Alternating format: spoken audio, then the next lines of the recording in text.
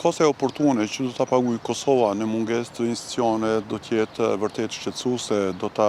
bartin tek gjenerata të reja. Është krijuar një komoditet fal viteve të fundit që në Kosovë mund të jetohet pa institucione, mund të jetohet pa stabilitet politik dhe tëra kjo vërtet është krijuar një normë apo një realitet që duhet të na shqetësojë. Është vërtet që gjithsa vendet e rajonit dhe ato evropiane po edhe më gjerë bëjnë gara për zhvillim ekonomik, për inovacion, për teknologji, për dijeni dhe për dominim në tregjet ndërkombëtare, në Kosovë është krijuar një komoditet që ne mund t'ja dalim edhe pa ekonomi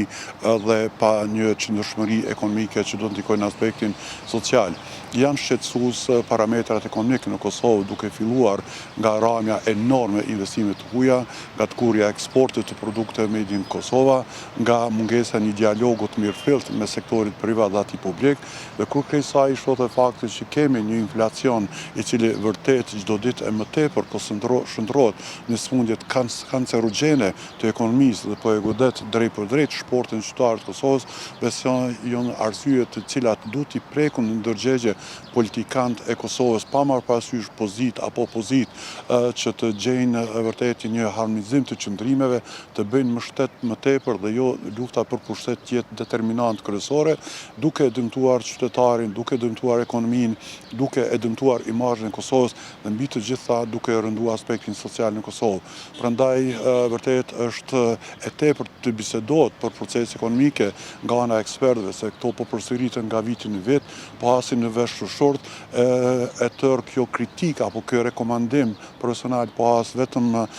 në armiqësi dhe do thotë në penalizim, por heshtja është krim më madh dhe besoj që është koha kur duhet të ndihmohet Kosova që vërtet ekonomia të jetë prioritet, partneriteti të jetë shtyllë e qëndrueshmërisë ekonomike dhe imazhi i Kosovës të jetë aty ku e meriton dhe jo të jetë